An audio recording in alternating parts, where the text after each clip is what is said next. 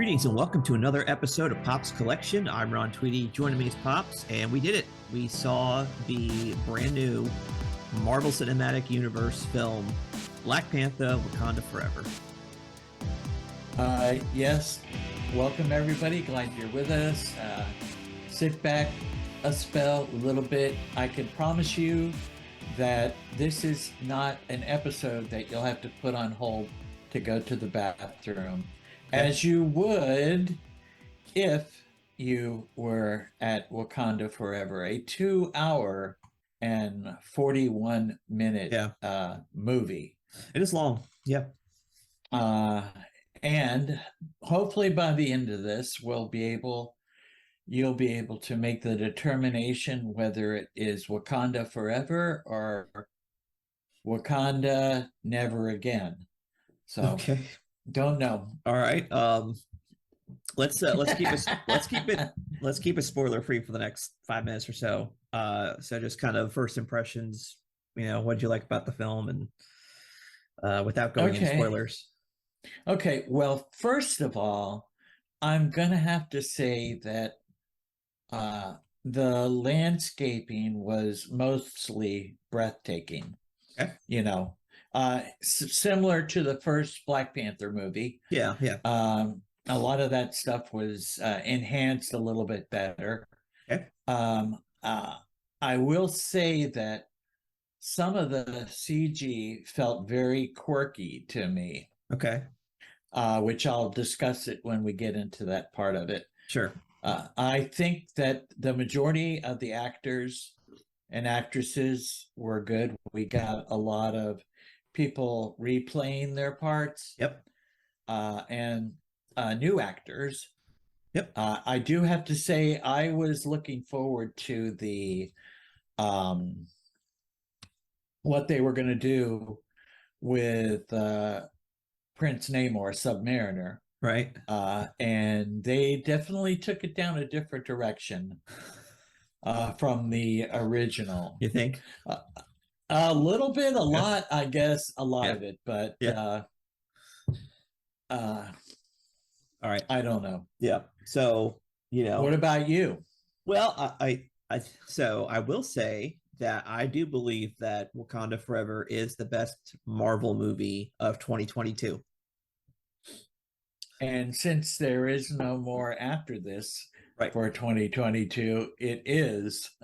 Right, in my opinion. Yes. So, but just to say that's really a low ceiling. It's a low bar, exactly. So it's not really super high praise. We'll talk a little bit about story-wise. I think there were some directions they went, which I think were kind of the same as we've been seeing with the rest of the movies. And there could have been, I think, a lot more interesting character arc that we totally missed out on. So I think that in general, like you said, the movie itself, I mean, obviously it's well made. For the most part, the special effects were good. There were some parts in there, which we'll get into, where it was not necessarily Axel's floating head, more Thor Love and Thunder level bad, but it was pretty bad. So there's that. And then the other thing is that, like, when it comes to the performances, I think they were all good, but I wanted more of other characters. I don't think they got enough screen time, but we'll talk more about that as we get into the film. Right. I will say, for me, the best part was their tribute in the beginning to Chadwick Boseman. Yep. So there was tribute to Chadwick. We'll cover that in depth after the spoiler mark, but yeah, definitely fitting and pretty special. That's one thing. Yes. Even when they did the Marvel Studios itself. Yeah, that was a whole tribute to him. Yeah. Yes. Great. It was very good. Yep. All right. So we went through the actors. Yep. The scene was good. The storyline itself. Well, before we get into that, let's just say let's mark it the end of spoilers. So, final thoughts, pre spoilers. I think if you're a Marvel fan, you like the movie. If you're a comic book fan, you'll probably like the movie too. So it's a, probably go see for me. How about you? Yes, I will say this though. Your mother liked the movie, but when I asked her, I said, "Would you watch it again?" She said, "Not interested." Right. So when it comes out on DVD, I will watch it again, Yeah. definitely. Yeah. But I do have to say, and another thing I have to say that your mother thought that it was apropos that it came out on Veterans Day because there were a lot of the storyline had to deal with war, Sure. and okay. She felt like that it was apropos that it came out on Veterans Day. I was like, okay. Yeah. Okay. Anyways. All right. So let's spoilers ahead. Starting. Yep. Stop here if you don't want to hear them. If not, feel free to listen on. All right. Yes. And then if you decide that it's better to listen and decide whether you want to go or wait till it comes out on DVD, that's fine too. Yep. Okay. So let's talk a little bit about the decision not to recast T'Challa. What do you think about that? Well, I think we find at the end of the movie that there is a recast, but just no, it's not. It's not. You don't think so? That's not a recast. Well, not for him per se, right? But blood recast. That's not the same thing. I know. Okay, fine. Their decision not to do that. I think it really took down the Black Panther persona somewhat. Sure. Yeah, we didn't get a Black Panther pretty much until the last 30 minutes of the film, right? 45 minutes. Yes, something like that. And not really as the majority of the film was dealing with family dynamics and death, families dealing with death, Yeah, I guess. Well, even with our anti-hero, I'm going to call him. He actually... No, he's the villain. He's the bad guy in this whole film. But he is basically, when he was written as a comic. Yeah, but he's not. He was the first anti-hero. But he's not in this at all. He's the exact opposite. He's a villain. And I think that, yeah, I mean, we'll talk. I mean, I guess, I don't know. So it's hard to know which direction to go. We start at the beginning. Yeah, well, let's say, I mean, do you think it? So first of all, I'll ask you: do you think it was appropriate or not appropriate? But do you think it was the right decision to not recast T'Challa? Would you rather have seen another actor take on the mantle or not?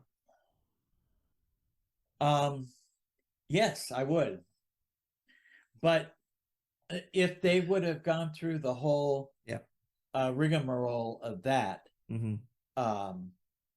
then that would have probably added another 30 minutes to the movie, which I don't think, as it is, I felt like it was too long. I mean, the thing is, like, it's not like, so there's two things, like so there's two instances where there's been recasts, actually three, right? So you have Edward Norton being replaced by Mark Ruffalo. You have Terrence Howard being replaced by Don Cheadle. Yes. And we're going to have William Hurt replaced by Harrison Ford in the next film. So, I mean, recasts happen all the time.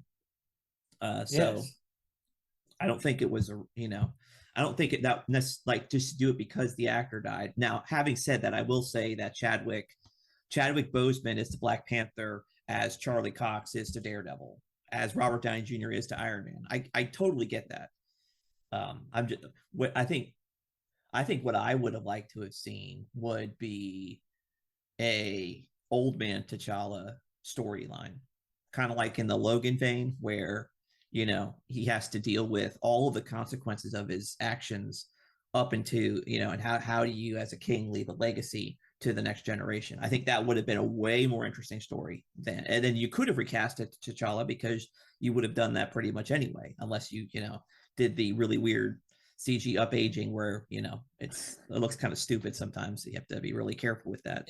Yeah, yes, or down aging, which we Yeah. had with the Luke Skywalker thing. Yeah, which again was not, you know, and but No, they only did it for like, you know, 20 seconds. You can only do right, it for right. that little bit of a time.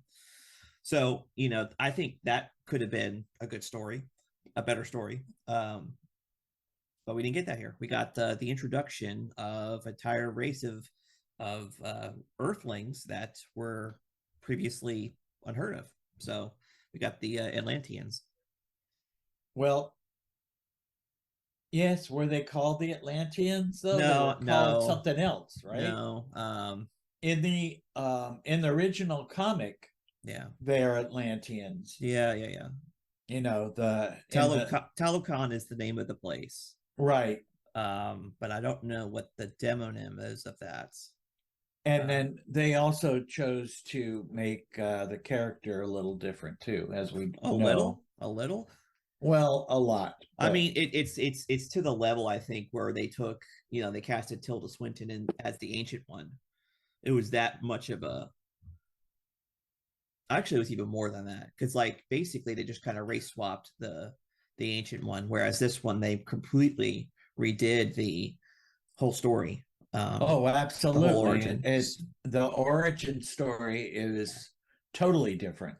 Yeah. So I don't know. To me, I don't know. It's Well, I think that they changed that story in order to evolve, that they could get the plant to develop the Black Panther coming back. well, it's that, and it's another way because that's the other direction that it didn't go, which I think it could have been really good. So I'll just lay it out there. So the I think that one of the most pretentious and terrible things that happened was Queen Ramonda, you know, talking to the United Nations like, you guys are too uncivilized to handle vibranium, and we'll be the only nation that does it. And it's like, I'm sorry, I didn't realize the depths of human depravity stopped at the borders of Wakanda. You know. Anyway, I just think that was like really trying to think of the right word. I don't know.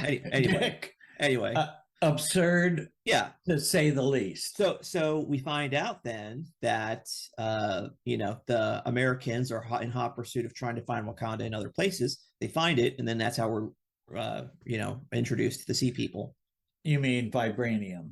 Yeah, looking for vibranium in the sea. So they found it, Yes. and then obviously they got taken over by, you know, I want to say the Atlanteans, but I don't think that's right. But they never really gave us a you know, I guess sea people. I don't know, but they do that, and you know, we're off to the races with the movie. It becomes you know, a war between Wakanda and Talokan. Yes. So I don't know.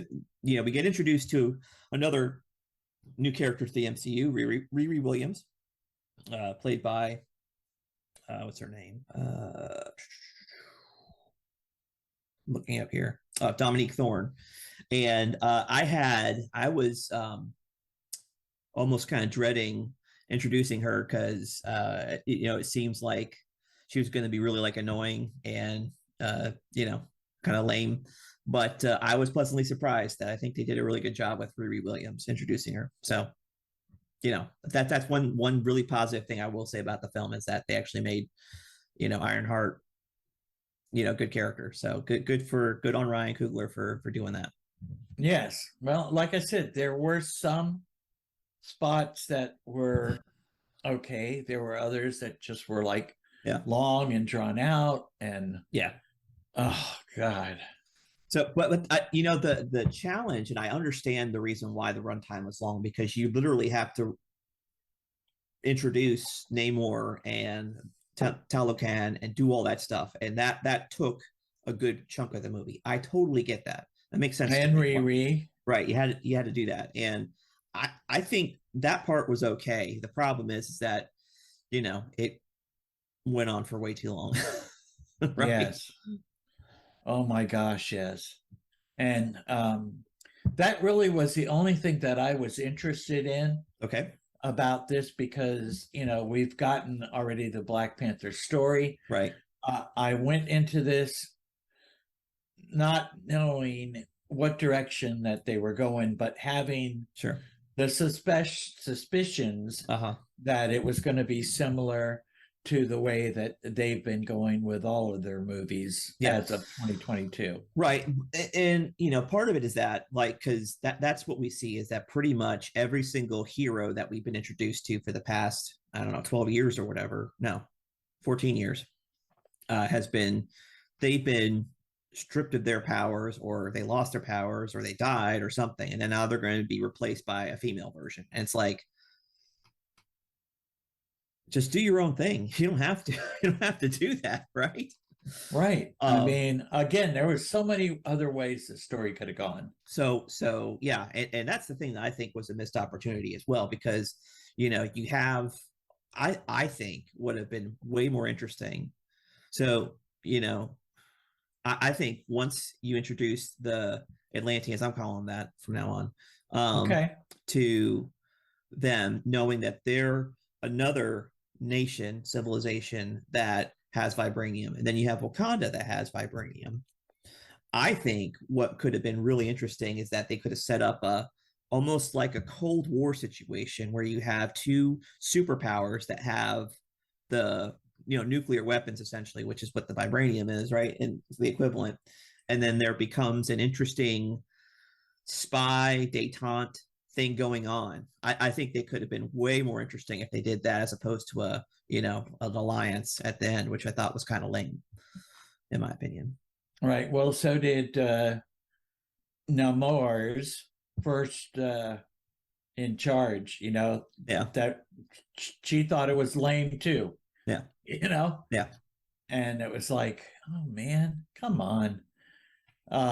They tried to make everybody else in the world look bad, that they were trying to steal vibranium, Right. Yeah, and to their points, I mean, it's like, what happens if you develop nuclear weapons? I mean, that is a powerful thing, and it is dangerous, but at the end of the day, it's like I said, the human depravity is not, it's not exclusive. It's not dependent on the melanin content of your skin or your geography. It's everybody is as just as sinful, Yes. and cultures that are only as good as they adhere to God's standards. So that's really what it boils down to. So to me, right. That in Romans, there is no one righteous, no, yeah, not one, right, not one. Right. So it like I said, there's still, you can still judge cultures by the standards of God. That'd be the standard you judge them against. But at the end of the day, I do not see the Wakandans or the Atlanteans have a lot more virtue than the rest of the world. They just prove that they're just as bad. Yeah. I mean, it's yeah, I yeah. But anyway, so yeah, that to me, I think would have been a more interesting movie, where there's a Cold War situation happening, and we get to see more of one person who, Nakia. I think her. I wanted to see more of her. She was way, I think, underutilized in this film. She did, I think, a great job. As a spy, and again, it fits to that Cold War. Yeah, that thought would have been a much more, yeah. The way that she looked for the princess, Yeah, was James Bond-esque. Yeah, that's what I liked about it. I thought that was probably one of the better parts of the movie. Yeah. So I would have done that different. And then the other thing I would have done different is I would have not had Shuri take on the mantle of the Black Panther. I think it's too predictable at this point. That's what's happening to every other hero and villain, for that matter.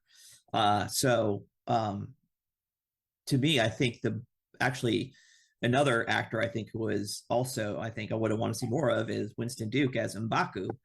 he would have been, I think, a better Black Panther, and it would have been fascinating to see what would happen for a Jabari to take the heart shaped herb. What would happen? Because obviously the Jabari, they don't worship Bast, the panther god. They worship Hanuman, the ape god. Yes, ape god. Or Yes. gorilla god.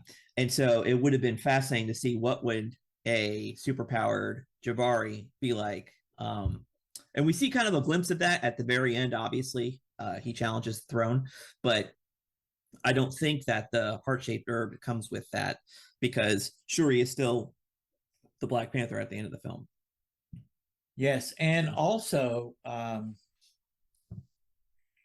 the way that it goes is that whoever is the Black Panther, or if there is a claim for a fight, you have to be without the powers. The powers. And Shuri against him. Well, she wasn't there. She didn't even, wasn't there to defend herself on the throne. So to me, it seems like she's vacating the throne, kind of similar situation like Thor. Yeah. And that's where she ends up at the end in Haiti, and we get introduced to a new character at the very end of the film. So yes. Yeah, and I thought that would, go towards recasting the Black Panther.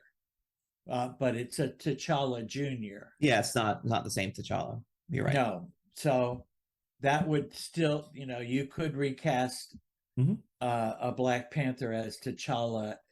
In other words, if let's say that they have a Black Panther 3 coming out in 2 or 3 years. Yep. They could start off right at the beginning, 18 years later. Right. Sure. And it's all done. Well, it only have to be like, because he's, I guess, 6 at the time. So really only have to do it 12 years later if you want to make him 18 true. Or, 14 if you want to make him 20. Yeah, that's true. So that's true. But, and to me, that's the other thing that I thought was,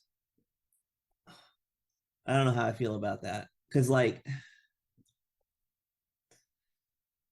I don't know, the fact of sequestering his son away in a foreign nation and not being, thoroughly raised in Wakandan culture, it just reminds me of the same origins as Killmonger. And it's like, are you setting him up to be the same? And it's like, I don't know. Yeah, that's kind of just like you say, that it just, the story would have been better if in the middle of it they found out T'Challa's son. No, I don't know about that, but brought him home to learn about the culture and everything. Yeah, I mean that could have been a method that they took. I mean, but I don't think them. Well, you also have to preface the fact that because he's 6, that means that T'Challa and Nakia must have had him after the events of the first Black Panther. And then T'Challa was dusted. So he was out, and the kid was not dusted because he was 6 at the time. Right. So to me, it's like, I get why. So he was without a father because of the blip. But I don't know, to me, after he came back, it would have been the time to bring back his son as well. So I don't know. So you have that. You have also the we get Agent what's his name? Ross. We get Agent Ross back to back in the film. And then we find out that Valentina and him were the head. They were married. Yeah, which is pretty wild. I wasn't expecting that at all. That was what? Yeah. I know some of the stuff was. I think she does Julia Louis-Dreyfus does a good job. Yes, as Valentina. Yeah, I mean she's she plays the part real well. She is Marvel's what's her name? I'm drawing a blank. The head of the Suicide Squad. So, are you talking about oh God, the head of Argus? She was the head of Argus. Yeah. I'm drawing a blank. Why am I drawing a blank? We just Amanda Wallace, is that it? Yeah, Amanda Waller. Waller. Okay, so yeah, she's Marvel's Amanda Waller as far as I'm concerned. Just this slimy, do whatever it takes to get it done. And although I think Amanda Waller's a way better character than Valentina. But anyway. Oh yes. But yeah, it was interesting to get her back. And it's like I always kind of wonder what's happening behind the scenes there, because obviously you've got a couple of other heroes that are now kind of rolling up to her. You've got US Agent, you got Yelena, you've got probably Kate Bishop, we're thinking, and probably eventually. So it'll be interesting to see what happens with that. Yeah, I actually would look forward to that. Yeah. But I don't know if they're going to go in the same direction as they've been going, but whatever. Anyway, but hey, 2023 is a new year. Maybe things will be better. It is. And as after we saw the Quantumanian trailer, it can be good. So the other thing that I thought was interesting was that we have Michael B. Jordan kind of reprised his role in a flashback as Killmonger, and I realized that they probably shouldn't have killed him off in the first film. I think he should have been a recurring villain. It would have been more interesting. But anyway. Yes, Shuri, though, instead of seeing her ancestors, she sees Killmonger. Yeah. Which to me, I don't understand that. I mean, obviously, they kind of set it up when Ramonda tries to do the ritual with Shuri, burning the funeral garments as a way of closure, and she doesn't want to do that, and she reveals that she's not sad, she's angry. And I'm trying to think, okay, angry at who? Angry why? And that was the reason why, because of her anger, when she drinks the herb, she ends up with someone who else was driven by anger, which was Killmonger. I understand. And I think the story was leaning towards a vengeance mode on both sides. But vengeance against who? Because nobody killed T'Challa, right? I mean, he died of natural causes, so there's no reason for her to be angry at that point. So to me, it's like I don't know. That to me was a little bit haphazard. So they didn't really explain how he died. Well, he died because of the heart-shaped herb was gone. That was supposed to sustain him, and that's why at the beginning of the film, she's trying to synthesize it. And it wasn't until she got the jewel from Namor that she was able to synthesize it. So anyway, we're coming up on our limit here when it comes to the meetings. I see. Okay, so we should probably wrap it up pretty close, or okay. So any other thoughts around the film? Well, like I said, some of when she became Black Panther, it's like the CG for her in the Black Panther outfit, like it was maybe 80% good. There was a lot of times when it just felt like it was so quirky that it was like, wow, that looks like CG from back in, when it first started. I mean, it was okay. I think that part wasn't as bad as the underwater scenes. I think a lot of that was really poor. And I think maybe we got spoiled by Aquaman, because the CG in Aquaman was fantastic. Really good. The way they did the underwater stuff was, I think, brilliant. Well, remember too that DC's kind of been starting to move past Marvel when it comes to their production values as of late. I don't know. Maybe I don't know, but to me it was more about it wasn't like a technology choice for the underwater scenes. It was a style choice, and the style choice to me I thought was really lame. Yes, so definitely. How about the whales and the killer whales coming out of the water with... I actually thought that was pretty cool. Well, that, like I said, it was out of the water. So Yeah, no, yeah, I thought that the style of the Aztec theme, whatever, that part was fine. I didn't have a problem with that. It's just the way that yes, even though it was a totally different origin, but yes, yeah, aesthetically speaking, I'm saying that they just didn't. I don't think they did. Just the way he was talking underwater looked really stupid. You know, yes, oh but yes, but other than that, I think it was fine. Stylistically, I didn't have a problem with that. And of course, Wakanda is beautiful, and all the different African cultures that are kind of amalgamated into that one nation yes, was still, I think, very well done. And the funeral for T'Challa was really cool. I thought that was really really beautifully yes. done. Again, a great memorial, Yeah, and good tribute with just Black Panther and T'Challa at the beginning, yeah, yeah, where yeah, they yeah, flash them in all the yeah, Marvel things. yeah, I thought, well, that's really good. yeah, yeah. So So that part was great. But again, like I said, story wise, very similar to Multiverse of Madness, where it was like I could totally see a better movie in this film. And yes, the question that I have is that, like, I want to know why they decided to do that. Was this all fully Ryan Coogler's vision, or were there handlers at Disney trying to steer it in a certain direction? I don't know the answer to that. It seems to me that with Thor: Love and Thunder, it was Taika Waititi unrestrained, and there were no handlers at Disney trying to make it a certain way, and it ended up being like terrible because of it.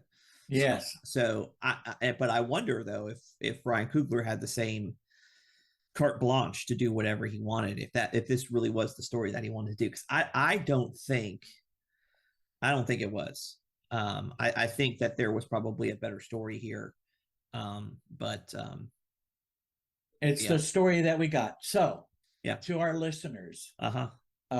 is it a go see, Well, yeah, like I said, or tentatively is go it a see. must? Is it a must see, or just a go see? I don't think it's a must see. I think it's a go see. Like I said, if you're a Marvel fan, you'll probably like it. If you're, a comic book in general fan, it's one of the better ones.